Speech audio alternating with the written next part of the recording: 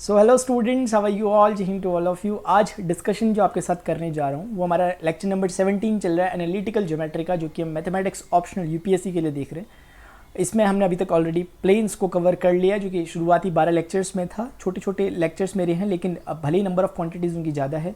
और इंपॉर्टेंट बात यह कि मैं कुछ भी नहीं छोड़ रहा हूँ, सारे क्वेश्चंस आपके साथ यहाँ पर डिस्कस कर रहा हूँ, जो इंपॉर्टेंट क्वेश्चन जो प्रीवियस ईयर में पूछे गए हैं। तो बहुत इनको आप सीरियसली लें वीडियो लेक्चर्स को, इतना ही मैं आपसे कहना चाहूँगा। स्ट्रेट लाइन पर बेस्ड अभी तक हमने कॉन्सेप्ट देखे, रिलेटेड क्वेश्चंस देखे। तो अभी क्या एक नया कॉन्सेप्ट आज हम स्टार्ट करने जा रहे हैं। इस पर बेस्ड जो एग्जाम्पलर एक प्रॉब्लम होगी जो मैंने आज पढ़ाऊंगा, उस पर बेस्ड एक छोटा सा क्वेश्चन, ताकि आपको समझ में आ जाए कि पूरा पढ़ा है क्या, वो मैं आज कराऊंगा।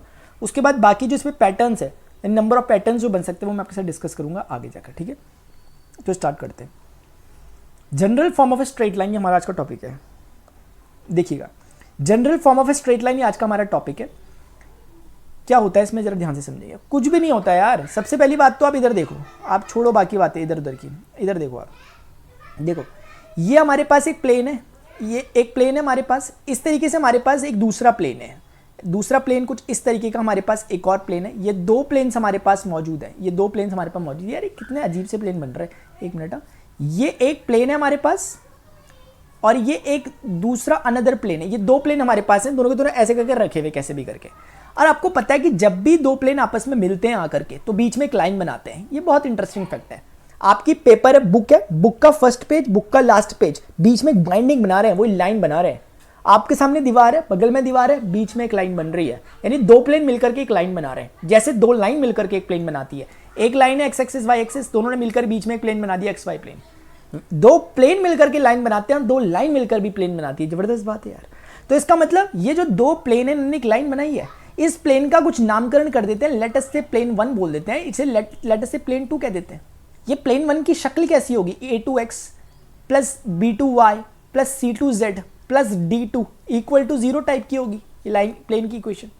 इस प्लेन की इक्वेशन क्या होगी? It will be like a1x plus b1y plus c1z plus d1 equal to 0। ये दो ही तो प्लेन होंगे, ऐसी तरह के तो होंगे, इनकी फॉर्मेट यही तो होगा। a1 b1 c1 अलग अलग इसलिए ले रखे क्योंकि दोनों प्लेन के नॉर्मल अलग अलग हो सकते हैं इन जनरल। अच्छा जी, ये भी समझ में आ गया। हाँ जी। अच्छा, ये लाइन जो दिख रही है, इस पर हमारा डिस्कशन है। हम चाहते हैं कि इस लाइन की इक्वेशन पता चल जाए हमें, तो मजा सा आ जाए। तो मैंने कहा यार लाइन की इक्वेशन पता करना कोई बड़ी बात नहीं है। आपने कहा ऐसा कैसे कह रहे? मैंने कहा देखो तो सही। मैंने कहा equation of line, equation of line of intersection, basically equation of line is given by p1 p2 is equal to 0। आपने बोला यार ये ऐसे कैसे कह दिया आपने, एकदम से कैसे कह दिया? मैंने कहा देखो, p1 p2 0 का मतलब क्या है?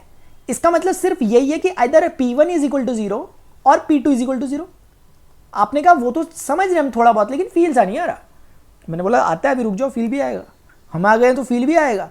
देखो, ये एक पॉइंट है, मैं कहता हूं ये पॉइंट लाइन में लाई कर रहा। आप ये लाइन को ऐसी मोटी सी मैंने थोड़ा दिखाने के लिए ऐसे बना रखा, आप वैसा मत समझना, लाइन लाइन है।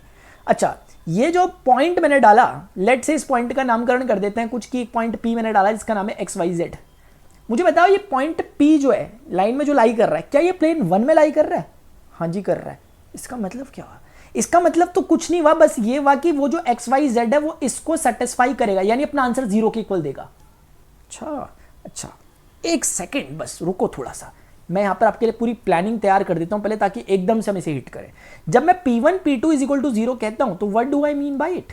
इसका मतलब है कि plane 1 a1x plus b1y plus c1z plus d1, ये हो गया। एक तरफ कर दो सारा का सारा।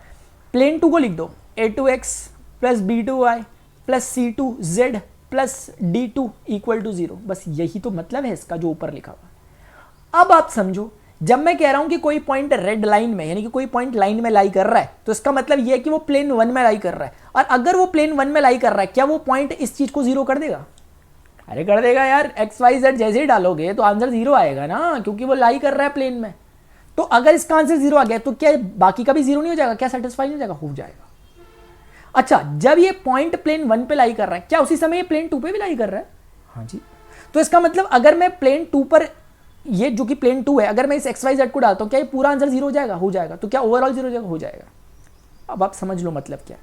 मतलब मात्र इतना सा है कि लाइन की इक्वेशन का मतलब है कि ये प्लेन 1 में भी हो और प्लेन 2 में भी हो, ऐसी चीज। जो कॉमन है, जो प्लेन 1 में भी है प्लेन 2 में, वो एकमात्र लाइन ही हो सकती है जो इन दोनों के बीच में होगी, जो प्लेन 1 में भी होगी प्लेन 2 में भी होगी, जो बोलती है कि या तो प्लेन 1 सेटिस्फाई कर गया तो मैं तब भी चलूँ बन जाऊंगी लाइन बोल रही है, अब प्लेन 2 सेटिस्फाई कर गया मैं तब भी बन जाऊंगी। ये कौन कह रही है? लाइन कह रही है। क्यों? क्योंकि वो प्लेन 1 में भी है प्लेन 2 में भी है।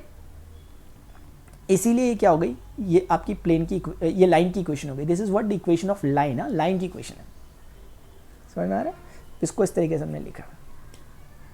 चिंता मत करो, एग्जाम्पल वगैरह सब दूंगा मैं, ऐसे थोड़े ना चले जाऊंगा। अब कुछ इंटरेस्टिंग सा काम कर लेते हैं जरा, बहुत हो गया। इंटरेस्टिंग सा काम ये है कि जब वो मेरे पास प्लेन है, अब लोग कह रहे हैं कि भैया प्लेन की लाइन, देखो जब भी हम पढ़ते हैं ना, मैं फिजिकल लेवल पे चीज को यूनिक बनाना चाहिए। मैंने फिजिकल लेवल पे आपको समझा दिया कि कैसी लाइन है, वो क्या लाइन है। अब मैं उसकी इक्वेशन निकालूंगा, क्योंकि अब मुझे पता चल गया कि जब भी दो प्लेन मिलते हैं एक लाइन बनती है, ये जो कि इस तरह से ब्लू टाइप कलर की लाइन दिख रही है। अब सवाल ये है कि इस ब्लू कलर की लाइन की इक्वेशन क्या होगी।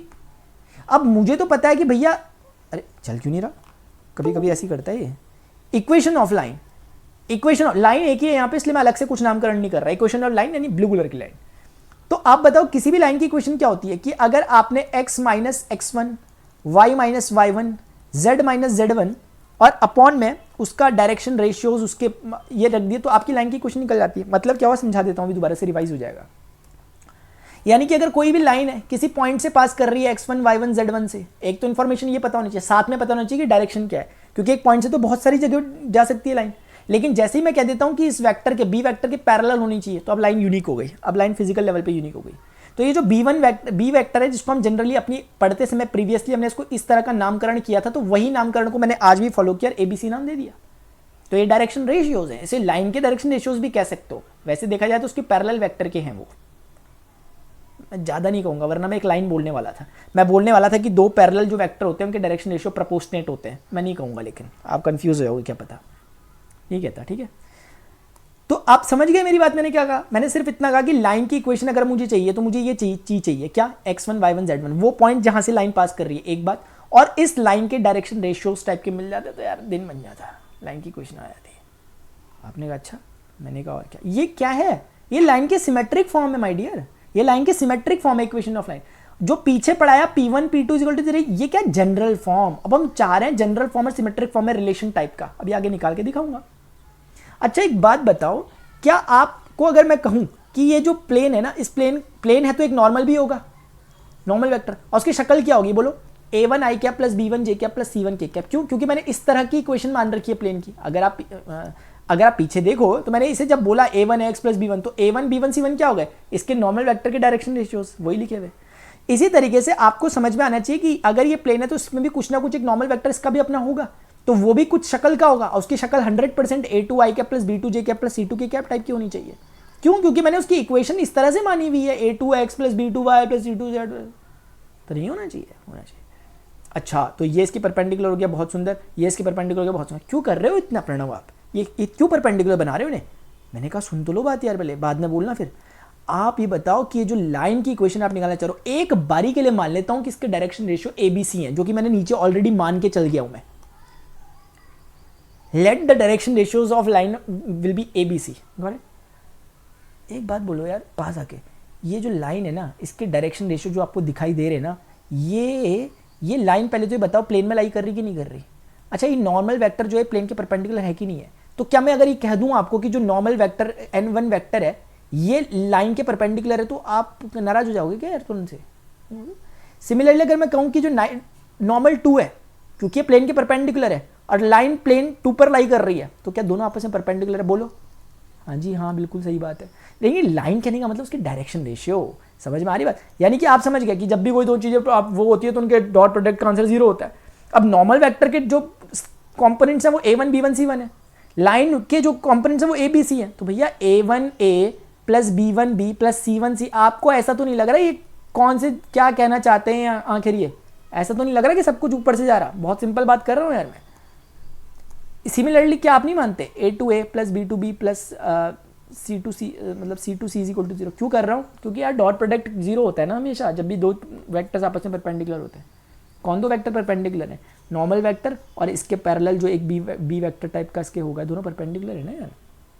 पैरेलल तो नहीं लग रहा है आपको? वो प्लेन के परपेंडिकुलर जा रहा है, वो लाइन है, हाँ लाइन प्लेन में है और वो प्लेन में है। समझ गया? बताओ ये दो चीज़ें हैं, क्या मैं इन दो चीज़ों से मैं ए बी सी की वैल्यू नहीं निकाल सकता? ए बी सी ही तो चाहिए मुझे, क्योंकि नीचे देखो ब्लू कलर में क्या क्या लिख रखा मैंने, मुझे ज़रूरत किस चीज़ की है, लाइन की अगर इक्वेशन निकालनी है, ज़रूरत मैं पहले ही बोल चुका हूँ, मुझे x1 y1 z1 की है एक बात, और ए बी सी की है दूसरी बात। ए बी सी यहाँ से निकलने की पूरी हमने कोशिशें कर दी है, बस हम कामयाब होने वाले हैं, हम होंगे कामयाब एक दिन, ठीक है। चलो आ जाओ। तो कहने का मतलब ये है कि अगर आप ऑब्जर्व कर पाओगे, इन दो इक्वेशन को सॉल्व करना कितना मुश्किल है, बताओ यार कितना मुश्किल है, कैसे करोगे? ए को करोगे तो देखो, ए को जब ढक दो b1 c2 b2 c1, ले भाई b1 c2 minus b2 c1, अच्छा नेगेटिव कॉमन ले लो, आगे जाओ। b में b को ढक दो a1 c2 a2 c1, ओहो a1 c2 minus a2 c1। अब आ जाओ c पे, c बोलेगा यार कैसे करते हैं, क्रॉस प्रोडक्ट कर रहा हूँ मैं 10th क्लास का, ठीक है ना, a1 b2 minus a2 b1, a1 b2 minus a2 b1, एक पैटर्न टाइप का भी बना हुआ है, अगर आप देख पा रहे होंगे तो। थोड़ा नेगेटिव का हिसाब किताब कर लो तो उसको थोड़ा करेक्ट कर लो, a2 c1 minus a1 c1 बोल दो, क्या बोल दो, a2 c1 minus a1 c2 बोल दो, लैम्डा टाइप का कुछ बोल दो, फाइनली इसे a बोल दो, उसे b बोल दो, उसे c बोल दो। ए बी सी की वैल्यू हम निकालने वाले हैं, बस क्या क्या है ये वैल्यू रख देते हैं यहाँ पर, lambda times b1 c2 minus b2 c1, lambda times a2 c1 minus a1 c2, comma lambda times a1 b2 minus a2 b1। बचपन की आदत ताजा कर दी यार आपने। कुल मिला के ABC की वैल्यू हो गई। आप बोलोगे लैम्डा का क्या करें, अरे कुछ मत करो यार, हमें कौन सा जो एक ही एग्जैक्ट वैल्यू चाहिए, हमें तो रेशियो चाहिए ABC का, यहाँ रखोगे तो लैम्डा उड़ जाएंगे सबके, तो कुल मिला के हम बोलेंगे हमें मिल गई ABC की वैल्यू, डायरेक्शन रेशियो मिल गए, हमें कोई टेंशन ही नहीं है, हमें लाइन के डायरेक्शन रेशियो मिल गए, बधाई हो, डायरेक्शन रेशियो मिल गए। बस एक लास्ट काम बचा, x1 y1 z1 भी मिल जाता है यार, दिन सा बन जाता आज का, जो निकाल देते हो उसको, उसमें क्या है यार, हम तो आए हैं दिन बनाने के लिए यहाँ पे। देखो इधर, अब लाइन की जो इक्वेशन है जनरल फॉर्म में वो क्या थी, ये थी, यानी कि a1x प्लस b1y, प्लीज पूरी चीजें बहुत इजी हैं, बहुत इजी हैं चीजें, हाँ पैटर्न एकदम बना हुआ, देखो पीछे देखने की तक जरूरत नहीं पड़ रही, क्योंकि हमने पैटर्न वाइज चीजों को लिखा हुआ है, b2y plus c2z plus d2 is equal to 0, यही था लाइन की equation, this is what equation of line, समझ रहे हो क्यों लाइन स्टार्टिंग बोला।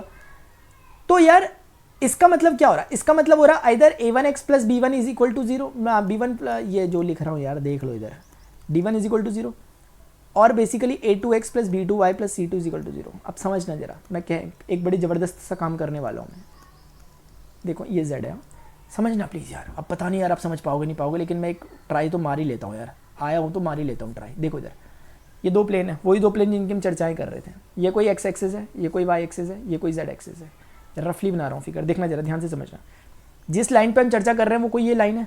अच्छा बताओ लाइन चाहे जो भी हो वो कभी तो मिलेगी यार एक्स वाई प्लेन पे आके, किसी भी प्लेन पे, एक्स वाई पे, वाई जेड पे, जेड एक्स पे, कभी तो मिलेगी, एक्सटेंड करके, लाइन उतनी थोड़ी होती है जितनी दिखती है। तो कहने का मतलब है कि जैसे ही यहाँ कहीं पे मिलेगी एक्स वाई प्लेन पे, वहाँ पे जेड तुरंत क्या हो जाएगा 0। यानी क्या मैं इस पॉइंट को, आपको दिख तो रहा है, मैं नीचे झुक जाऊँ क्या आपको दिख रहा है कि यहाँ पर ये कोई एक पॉइंट होगा, लेट से कुछ x1 होगा, लेट से कुछ y1 होगा, लेकिन इतना तय है कि z 0 होगा, हाँ बस। अगर मैं बोल दूं कि if line is intersecting the X Y plane at that time z will be equal to 0, then ये दोनों ऊपर जो इक्वेशन लिखी हुई दिख रही है आपको, then they will become like a1x plus b1y plus c1z, उड़ लिया, d1 is equal to 0 and again a2x plus b2y plus b2y plus d2 is equal to 0, दो इक्वेशन निकलेगी। फिर से सॉल्व कर लोगे इन्हें क्रॉस मल्टीप्लिकेशन से, देख लेते हैं। तो आप बोलोगे a1 नहीं a1 क्यों यार, x और y के लिए सॉल्व कर रहे हैं हम, क्या यार मैं भी ना कभी कभी x y और इसके बाद कांस्टेंट, इस तरीके से बताओ क्या हो जाएगा, b1 d2 minus b2 d1, अच्छा उसके बाद y में नेगेटिव कॉमन ले लो, a1 d2 क्या, a1 d2 minus a2 d1, समझ में आ रहा, इज इक्वल टू वो जो 1 था उसे थोड़ा सा आगे दूरी बढ़ा के लिख देते हैं, a2 d1, समझ में आ रहा है ना। ये ना असल में कभी कभी ये ज़्यादा लिखो तो हैंग कर जाता है यहाँ पे, इसलिए ऐसा अजीब सबको लग रहा होगा, आप प्लीज़ अपने हिसाब से ठीक ठीक लिख देना राइटिंग बना के, a1 b2 minus a2 b1, समझ में आ रहा। अरे यार हो तो गया, आप समझते रहोगे क्या, ख़त्म हो गया भाई, अब घर चलो अब यार आप भी ना। देखो तो एक्स वाई जेड की वैल्यू मुझे कितनी मिलेगी, एक्स वाई जेड तो मुझे चाहिए ही नहीं, ऑलरेडी 0 है, तो मुझे पर कितना आंसर आ गया, b1 d2 minus b2 d1 divided by a1b2 minus a2b1। मैंने कुछ नहीं किया, फर्स्ट और थर्ड को सॉल्व किया, फर्स्ट और थर्ड को मैंने सॉल्व किया, इसको और इसको। सिमिलरली अगर मुझे y कोऑर्डिनेट निकालना है तो that is nothing but a2d1 minus a1d2 divided by a1b2 minus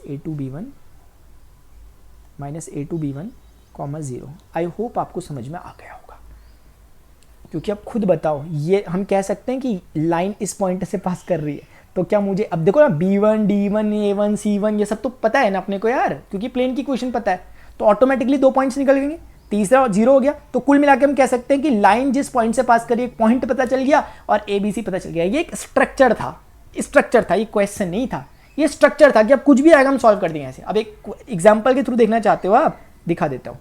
हाँ, इतना लंबा थोड़ना होगा, ये तो प्रोसीजर बताया ना बहुत इन जनरल करके। देखो असल में कैसा होगा, ये क्वेश्चन है सिंपल सा, हटा सावन की घटा, क्वेश्चन आ गया। अब कुल मिला के क्वेश्चन क्या है, find the symmetric equation of line.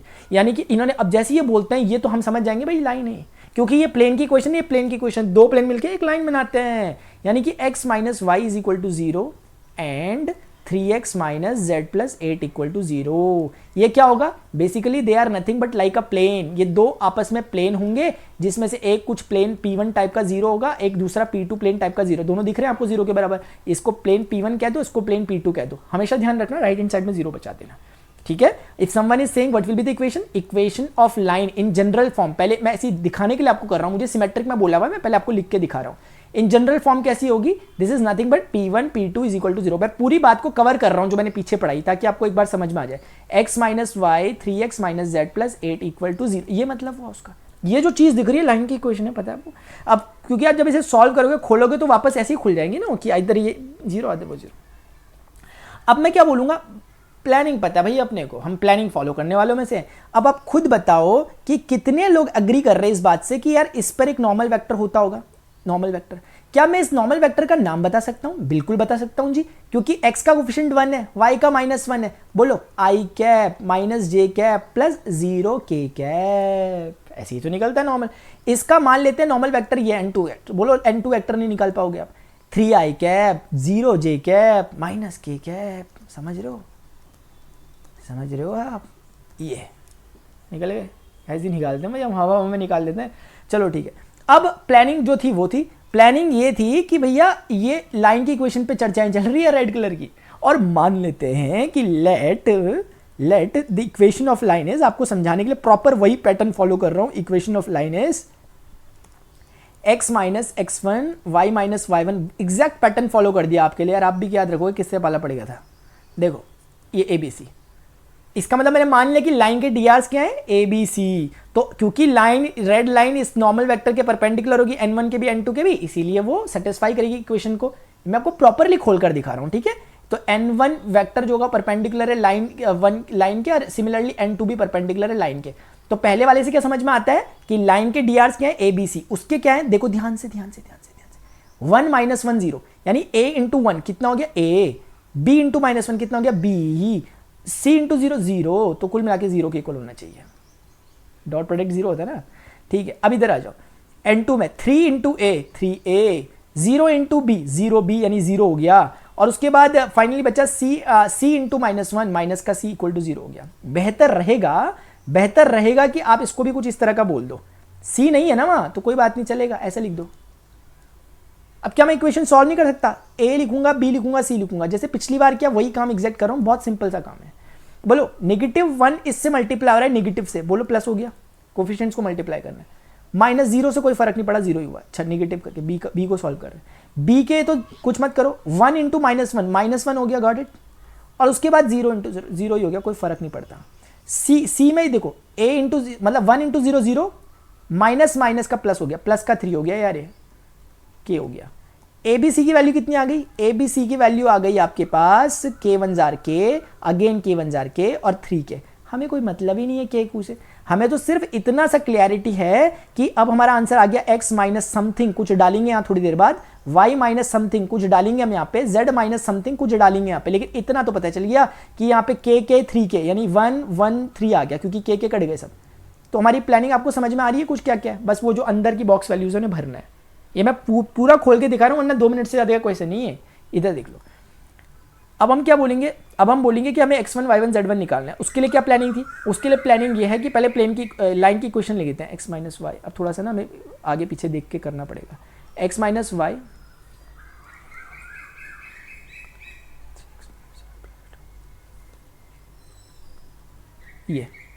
ये आपको दिख गया, ये लाइन की इक्वेशन है, यही तो है लाइन की इक्वेशन। अब मैं कहता हूं कि लेट, मतलब इसको अगर हम थोड़ा सा लिखें तो हम कहेंगे कि x minus Y is equal to 0, एक इक्वेशन बन गई, इक्वेशन 1 टाइप की, और ये बन गई 3x minus Z plus 8 equal to 0, दूसरी इक्वेशन बन गई। अब कह दो एक बारी के लिए, if line meets the X Y plane, किसी भी प्लेन पे मीट करवा सकते हो, जरूरी नहीं है एक्स वाई में कराओगे, that is z is equal to 0, then that will transform into x minus Y equal to 0। इससे तो फर्क नहीं पड़ता, 3x प्लस 8 इक्वल टू 0, इससे फर्क पड़ गया। आप देखोगे तो x is equal to Y हो रहा, और यहां से x is equal to minus का 8/3 हो रहा। तो कुल मिलाकर के हमारे पास पॉइंट आ गया x माइनस 8/3, y भी उतना ही होगा जितना x है, और z तो ऑलरेडी 0 था। ये 3 पॉइंट हो गए। आपकी बुक में कुछ और आंसर आ सकता है, कोई दिक्कत ही नहीं है, मैं मान जाऊंगा अगर आपको आपने इसमें एनालिसिस कर लिया। मैं बोल नहीं रहा क्योंकि टाइम हो गया, क्योंकि आपकी बुक में डेफिनेटली अलग आंसर होगा। आप प्लीज हिसाब किताब लगाना कि देखो, मैं आपको हिंट देता हूँ क्या हिसाब किताब होगा। आपकी बुक में कुछ आंसर होगा, लाइन का एक आंसर आया होगा, आप बताओ क्या करना, मेरे XYZ जो निकले ना उसको यहाँ पे डाल देना, x में, y में, z में, देखना आपका आंसर तीनों मैच कर रहे होंगे रेशियो। ठीक है, फिलहाल मेरा आंसर आ गया 8/3, और वो कितना है, 0 है ना, तो 8/3 था, नेगेटिव था, देख लूँ जरा, नेगेटिव, अरे यार कहाँ गायब हो गया, नेगेटिव का वो नेगेटिव का है, तो फिर ये पॉजिटिव हो जाएगा। इस तरीके से ये आंसर, ये लाइन की इक्वेशन आ गई, ऐसे ही आता है, लाइन की इक्वेशन आ गई, बधाई हो। ठीक है, तो इस तरह से करते हैं, होपफुली आपको समझ में आया होगा। अब मुझे आपको इस पर बेस्ड जो अलग पैटर्न्स होते हैं वो मैं आपके साथ डिस्कस करूंगा। आई होप आपको ये बात समझ में आ गई कि बहुत सिंपल क्वेश्चन है, इस पर बेस्ड अलग अलग वैरायटी क्वेश्चन की बन सकती है, एंगल वगैरह या पैरेलल परपेंडिकुलर की कंडीशंस, वो मैं अगले उसमें आपके साथ इस पर बेस्ड क्वेश्चन ले रहा हूँ। मैं वो पूरी उम्मीद ये मान के चलूँगा कि आप ये लेक्चर देख के आएंगे, आपको क्लैरिटी की, देखो आप क्लैरिटी आती है ना, प्रोसीजर तो हर कोई यही फॉलो करता है, वो भी जिसने सीखा, वो भी जिसने नहीं सीखा, जिसने पैटर्न सीखा, लेकिन जिसे सीख के करा उसे बहुत टेंशन लेने की जरूरत नहीं होती। लेकिन जो रट के पैटर्न पे गेम खेल रहा है, सिर्फ स्टेप याद कर रहा है, वो ज़्यादा नहीं टिक पाएगा, वो टिक ही नहीं पाएगा, पहले तो छोड़ो आप यहाँ पे। ठीक है, तो होपफुली स्टूडेंट्स आपको आज का लेक्चर प्रॉपर्ली समझ में आया होगा। अगर आपको वीडियो लेक्चर इन्फॉर्मेटिव लगा, वीडियो लेक्चर को लाइक करना, शेयर करना और कमेंट करना, शेयर करना, ये सब कुछ आपकी रिस्पॉन्सिबिलिटी है यार। मैं अपने एंड से बहुत मेहनत करके वीडियो लेक्चर्स बना रहा हूँ आपके मैथमेटिक्स ऑप्शन के लिए, काफ़ी कैंडिडेट्स ने इससे पहले कहा था, और क्योंकि आप जानते ही हैं कि अगर आप यूपीएससी मैथमेटिक्स ऑप्शनल की अगर प्रिपरेशन करने जाएँ, किसी बाहर सिटी वगैरह में अगर आप जाएँ, तो वहाँ आपको पता होना चाहिए कि इसकी फ़ी वगैरह कितनी ज़्यादा होती है, कितनी हाई होती है। और अगर आप ऑनलाइन कोर्स वगैरह भी कहीं ले रहे हो तो वो भी आज लाखों से कम पे मिल नहीं रहे, बड़े महंगे कोर्सेज है। इसीलिए मुझे लगा कि यार इतना कुछ तो है नहीं कि इतना होना चाहिए, इतना जो हाइप बना के रखी है, इसलिए मैंने सोचा कि फ्री ऑफ कॉस्ट आके चीज़ों को सिखाते हैं और एक क्वालिटी कंटेंट रखते हैं। ऐसा नहीं कि नाम का हमने शुरू कर दिया और कोई बोल रहा है कि यार फिर हमें तो फायदा नहीं हो रहा, शिक्षा तो कोचिंग चल जाता है, वो बात नहीं आनी चाहिए। इसलिए क्वालिटी कंटेंट है, चैलेंज करने लायक कंटेंट यहाँ पे मैं देने की कोशिश कर रहा हूँ। अभी के लिए स्टूडेंट्स इतना ही, मिलते हैं नेक्स्ट सेशन में। Till then good bye, see you, take care, जय हिंद, बाय बाय।